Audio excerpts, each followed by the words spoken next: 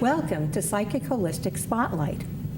I'm your host, Josie Way, and co-hosting with me tonight, I have Kathy Medeiros and Bill Hannon, and I'm thrilled to introduce you to our guest, Ken Freschi. I met him at a wonderful conference that Roland Comtois had, and he said, "Would you like a book?" And I've read most of the book, and I can't wait to read the end, and I can't wait to read the next book. He's a mechanic by trade who's been inspired to write spiritual messages. Tell me where it all started. Well, it started, I could go back to the ancient history with my children when they were born, but they brought us on a path of seeking out naturopathic doctors. And when you get into naturopathic doctors, you get into, acupuncturists, energy workers, and things like that. Well, my wife, we got a good results with that, and my wife became interested in becoming a Reiki practitioner. So I went to one of her first classes as I call it the experimental rat. I was laying on the table, and she's doing whatever she's doing, and I wasn't into this stuff yet. I had no idea what it was all about. And the teacher running the class asked if I wanted to be open up to receive messages.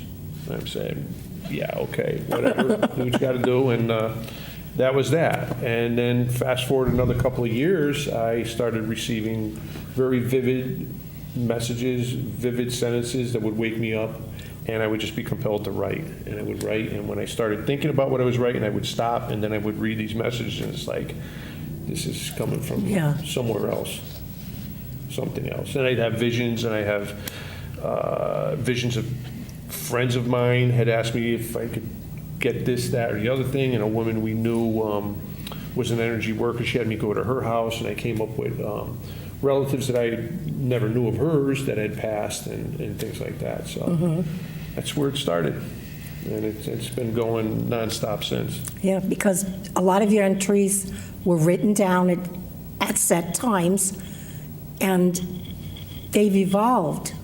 Well, I set up the book with the dates, basically to help me figure out what was going on in my life at the time. Because most of these messages, although, they resonate with a lot of people, they're for me.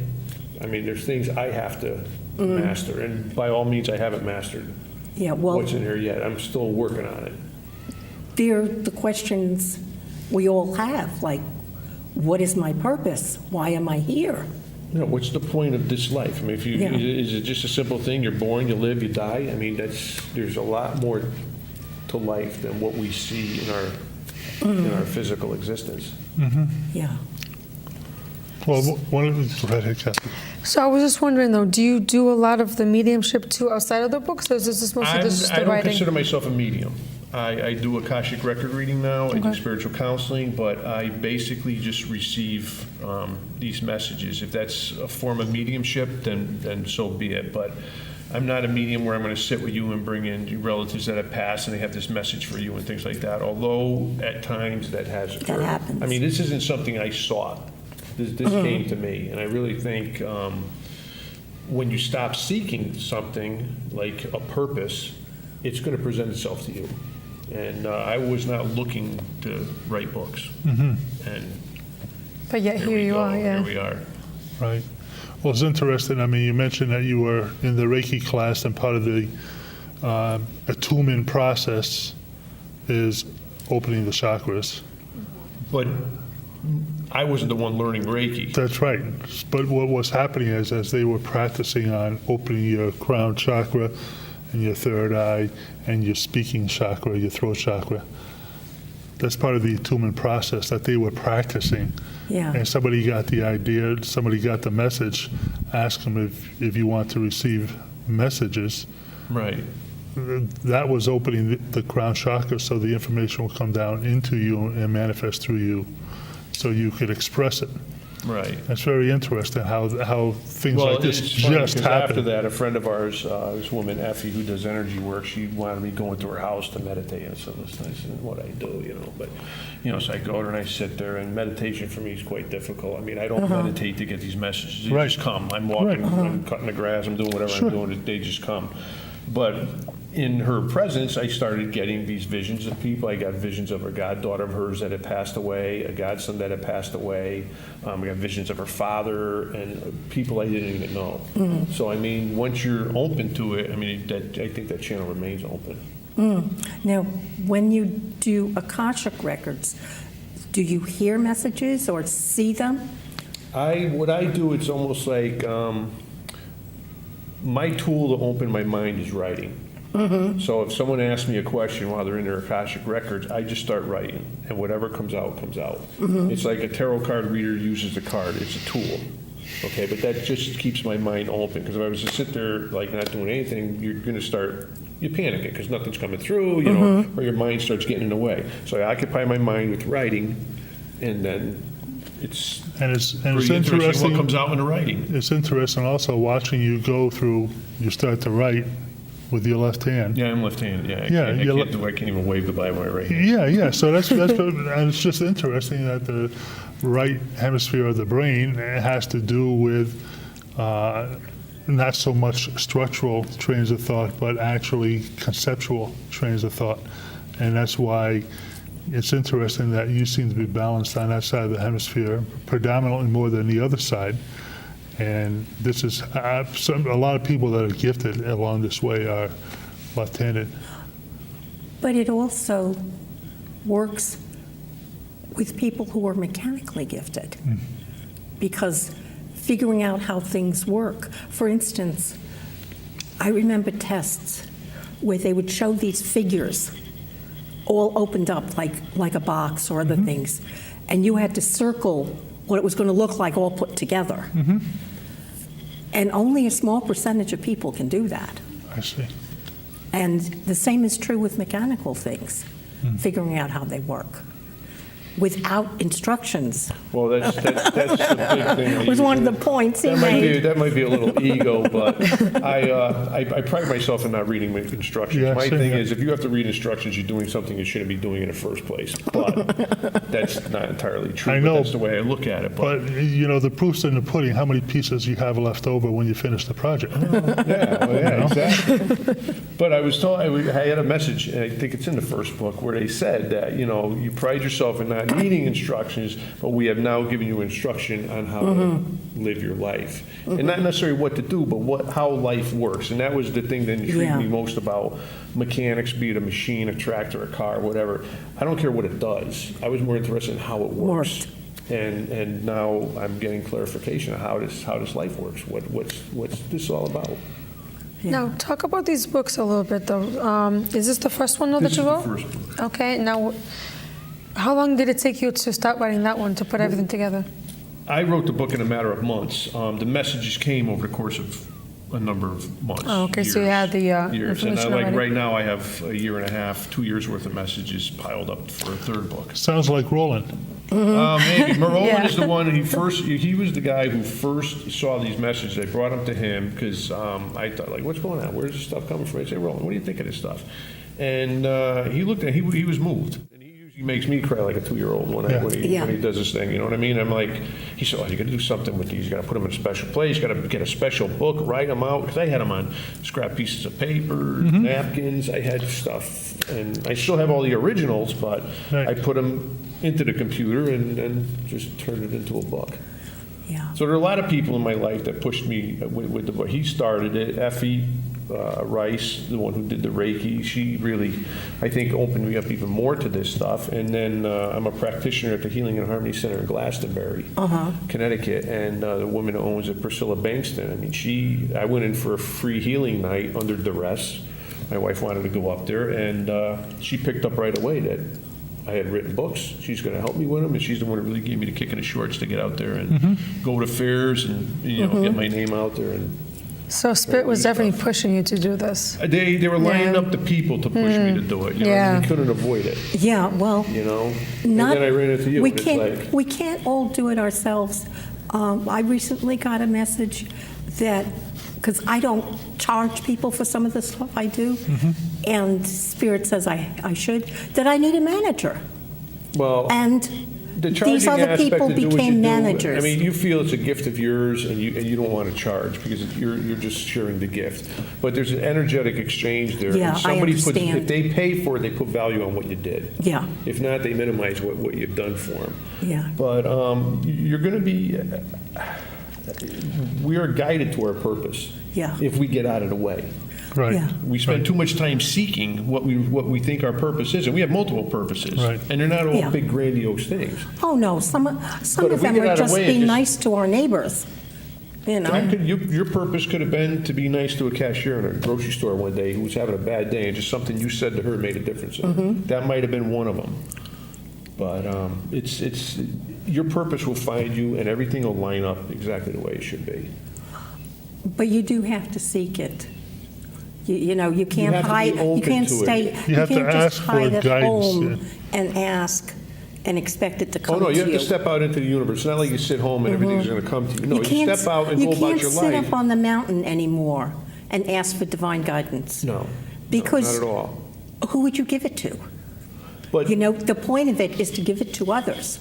you have to go about your daily life and place yourself in a position of acceptance for everything, every event that comes into your life. Because every event that comes into your life has a purpose. There's a message in it. There's a lesson, for lack of a better word. There's something in it that you have to experience in that. Yeah, that was the word Okay. you used more than anything, an experience, Right.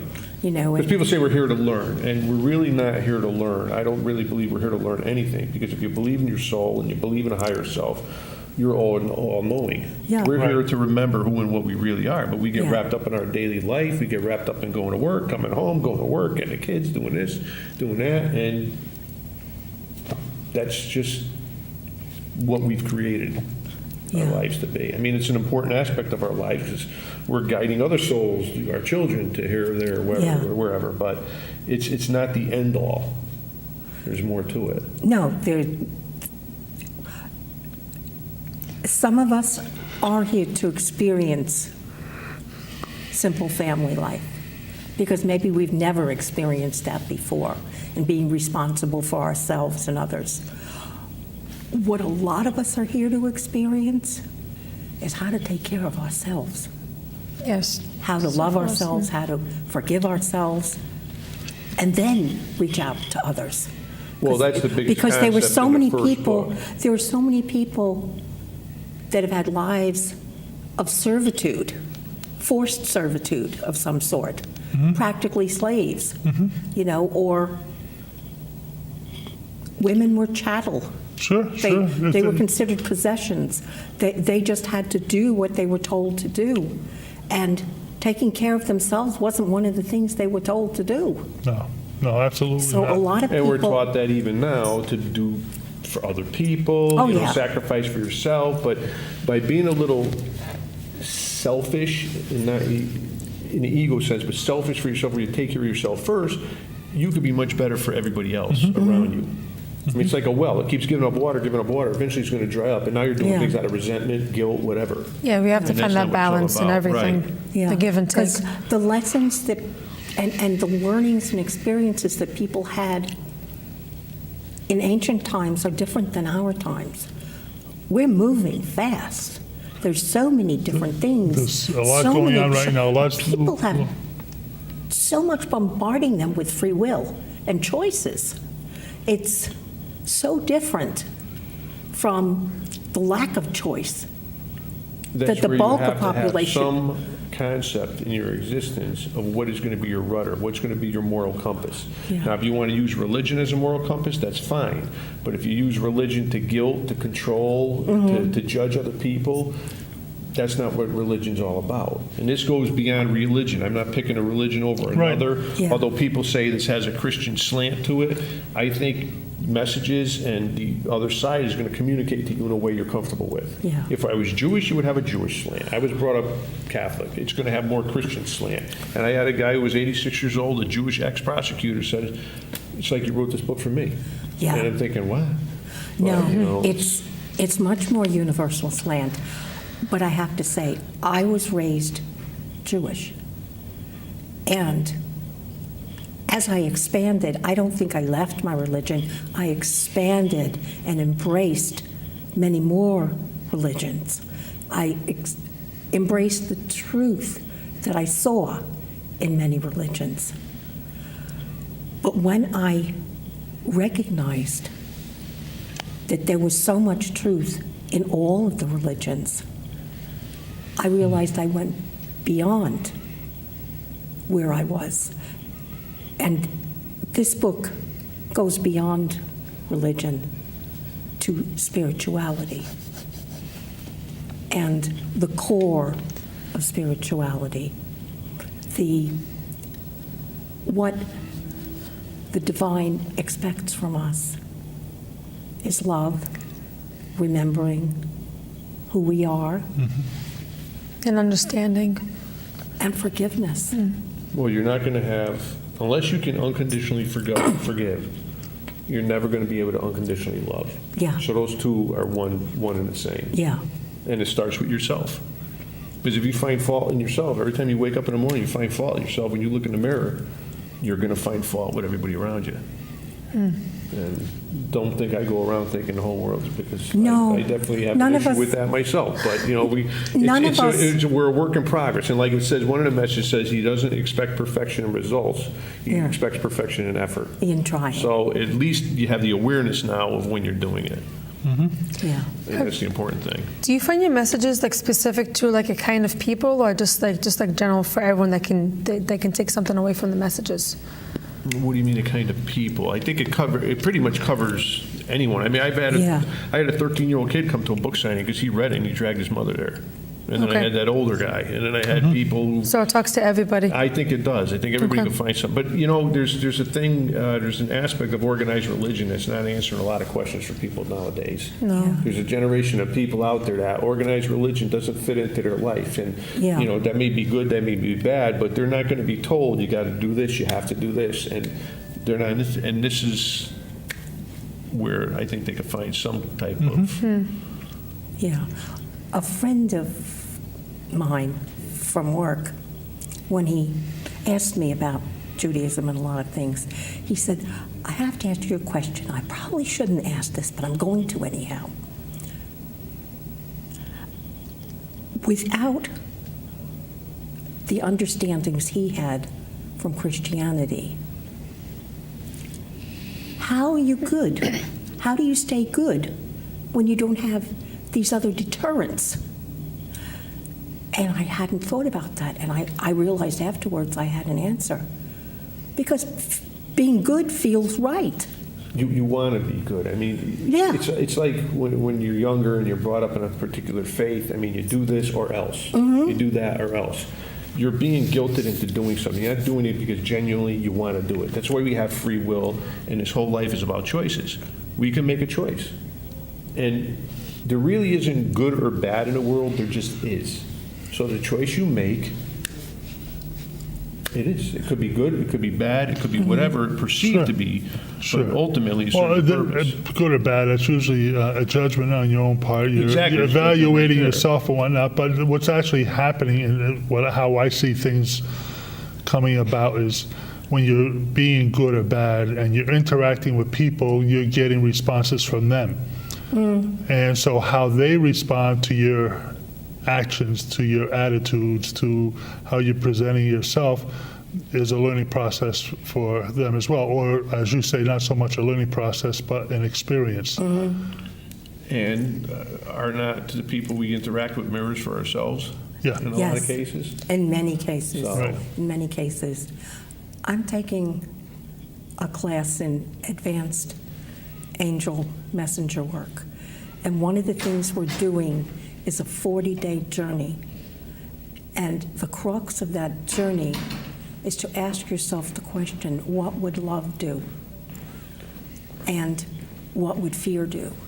To differentiate between the two so that you are walking maybe not the easier path, but so that you're walking the kinder, more loving, divine path that you're meant to walk. Well, exactly, because I mean, most of your decisions that we have made, probably up until this point, or maybe even continue, are based in fear. If I don't do this, this is going to happen. If I don't do that, that's going to happen. We have to look at go beyond our physical existence and look at our spiritual side. Yeah. And there is no right or wrong on the spiritual side. There just is, and we have to, embrace that spiritual aspect of ourselves. Well, you've embraced it because you've put what you've experienced down on paper for the public to read. And that is taking such a challenge compared to me doing this show. I've had to face the fear of what will people think of me doing Oh, yeah, well, a spiritual show. I've been down that road. I still wear a lot of masks, but that's. But that's taking a major step And I and misspoke following when the I said- guidance. Right, but I also misspoke when I said you don't have to do anything. Right. Because everybody here we're all here perfect for the experience we came here to have.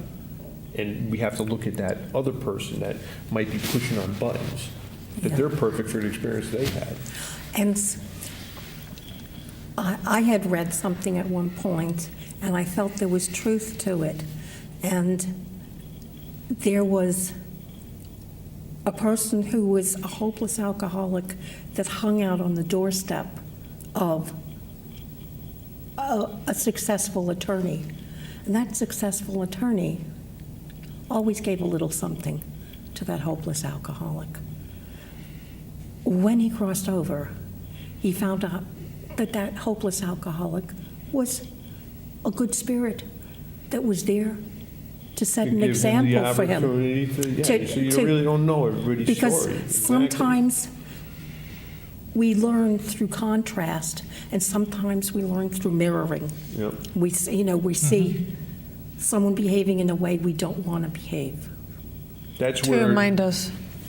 Yeah, exactly. That's where the judgment and discernment comes in. You can discern whether that person's good to have in your life or not, but we have to try to avoid judging his actions as to whether or not the person's good or bad because of what he's doing. Which, that's a tough one. Yeah.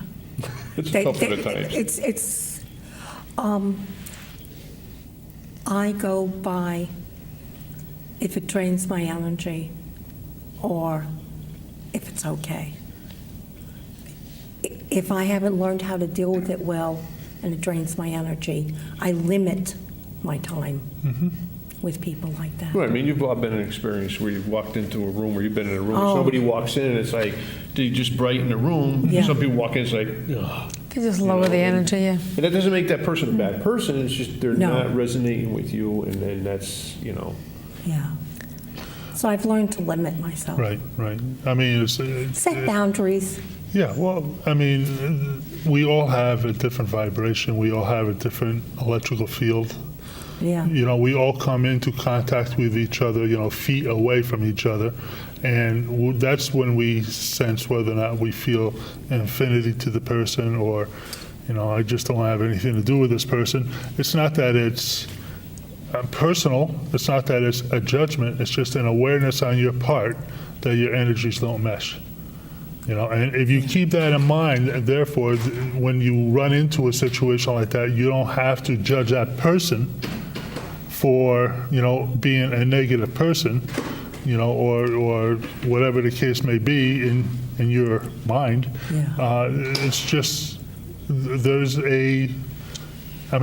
sometimes you just feel an affinity to somebody just Yeah. by being in their presence, because your energy field is interacting positively. And it doesn't mean that the other person's negative or positive. It's just that that's how your energy field is interacting with that person's energy field. Yeah, I'm thinking about, there's a person who believes very differently than I do in their religion, and they believe it very strongly. And another person who also believed very strongly. And I felt a strong affinity to the one because spiritually she was very similar. And the other one, I don't feel a very strong affinity to because she comes from a lot of fear.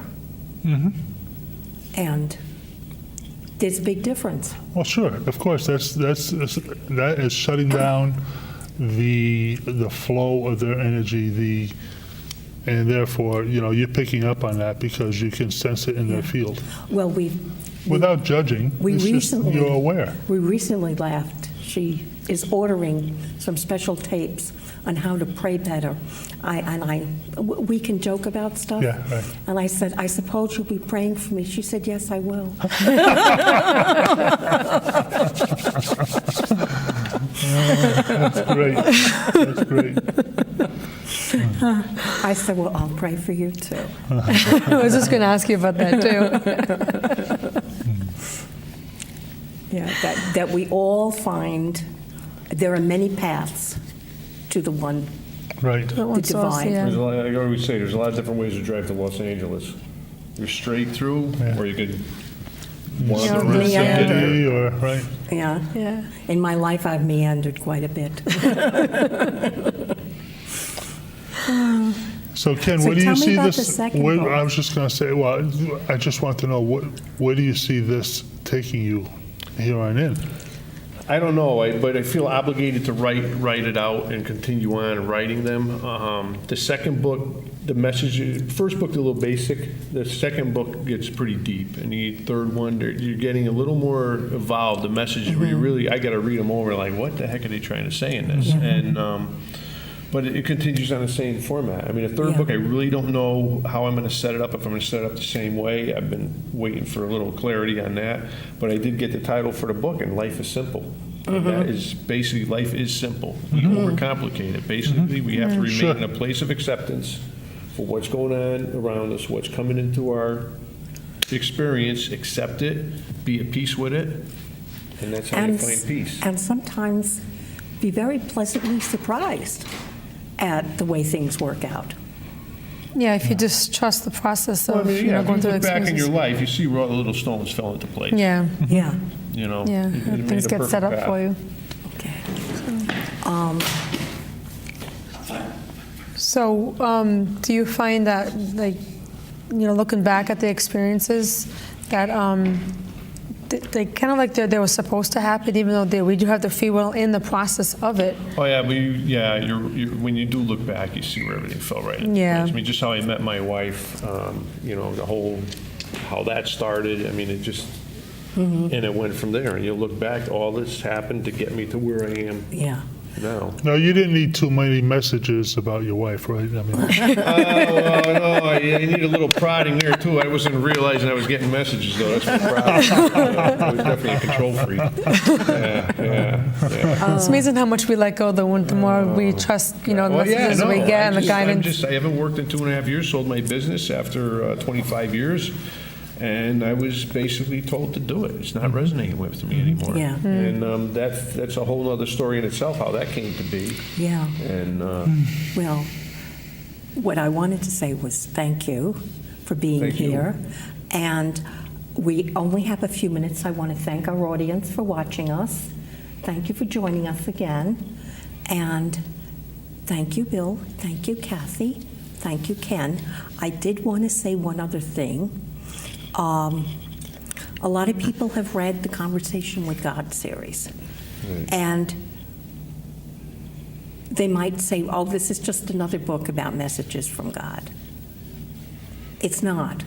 It's well worth reading. It's a lot. I'm not It's more claiming to- instructional. Yeah, I'm not claiming to have I really don't know who's coming through in some of these messages, many of them. Yeah. Some of them it's God, some of it's, I don't know Yeah. who these guys are. I would love to know, but me trying to figure it out is interrupting the flow. Yeah. So I just got to No, just let it some come of it as is definitely coming from the divine. Yeah. It's,